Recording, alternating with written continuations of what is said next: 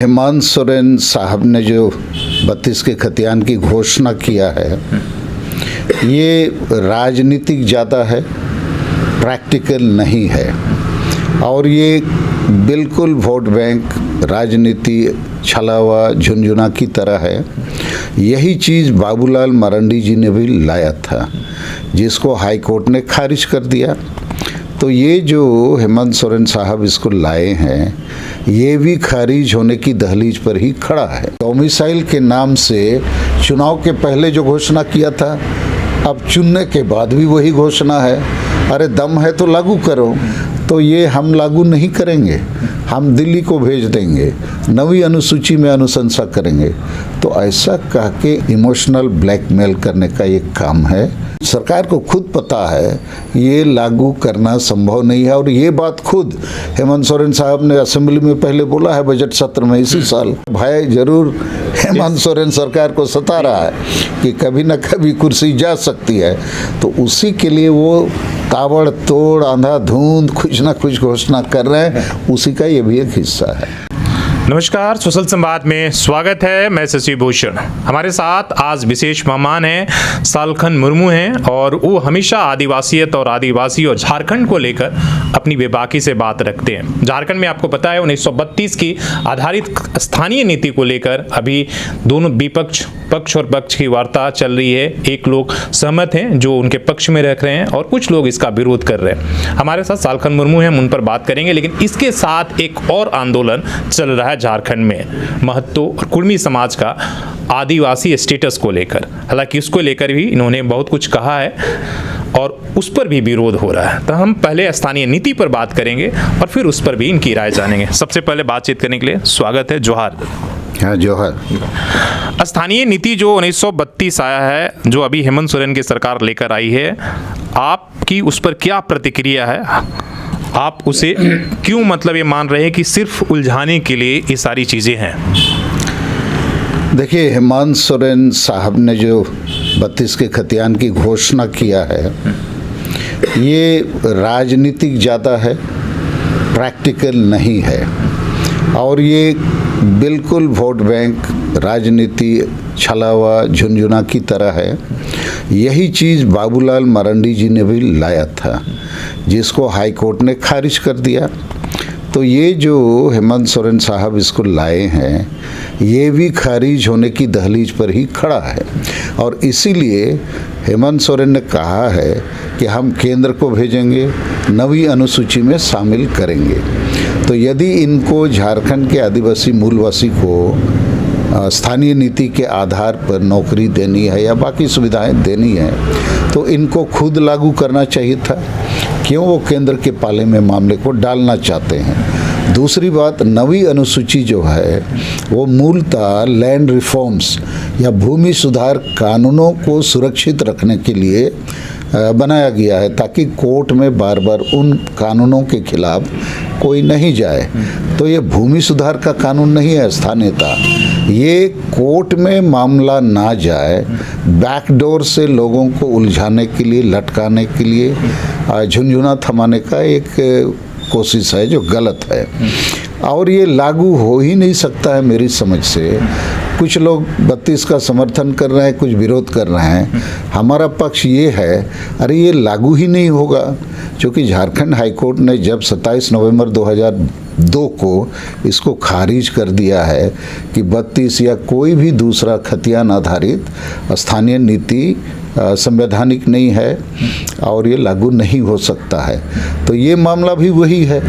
इसको या तो कोई आदमी पीआईएल कर देगा अभी, या कॉन्टेम्प्ट ऑफ कोर्ट भी कर सकता है कि झारखंड सरकार ने फिर वही काम किया है जो हाई कोर्ट ने खारिज किया था।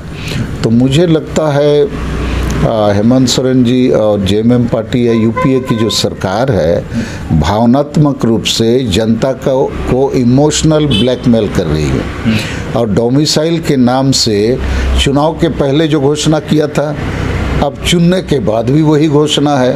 अरे दम है तो लागू करो। और लागू करने के लिए ये सरकार चाहेगी तो ऑर्डिनेंस ला सकती है। तो ये हम लागू नहीं करेंगे, हम दिल्ली को भेज देंगे, नवी अनुसूची में अनुशंसा करेंगे।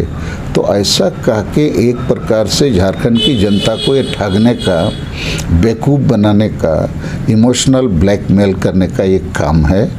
तो मैं सजेशन यही देना चाहूँगा कि ये तो खारिज होना ही है, तो इसके लिए प्लान ए, प्लान बी, सी कुछ करना चाहिए स्थानीय नीति पर। तो लोग आप ही से सवाल पूछेंगे कि भाई आप 1932 के कहीं आप समर्थन विरोध में तो नहीं है, आप चाहते हैं कि लागू हो या नहीं हो? कई लोग आपसे सवाल पूछा है जब आपने बोला है। देखिए, हम इसके खिलाफ भी नहीं हैं, इसके समर्थन में भी नहीं हैं। हमारा कहना ये लागू ही नहीं हो सकती है, वो वैसी चीज़ों का समर्थन आप करके क्या करेंगे? अभी तो स्थिति ये है, हेमंत सोरेन जी को यदि ये खतियान आधारित 32 के खतियान आधारित स्थानीय नीति को लागू करने के लिए घोषणा किया है तो लागू करना चाहिए। अब आप भारत सरकार को भेज देंगे, वो बीजेपी की सरकार है, तो आपके काम पर वो मुहर क्यों लगाएगी? एक तो स्वाभाविक बात है, आपका नाम को बढ़ाने के लिए वो तो सहयोग नहीं करेगी ना। जैसे सरना धर्म कोड 11 नवंबर 2000 साल में झारखंड सरकार ने सरना आदिवासी धर्म कोड का प्रस्ताव एक विशेष सत्र बुला के पास किया, भेज दिया दिल्ली को, वहाँ लटका हुआ है। और तब भी जेएमएम के नेताओं ने सरना धर्म कोड की खुशी में लड्डू खिलाया, पूरा वही लूटा, तो हुआ क्या आखिर में?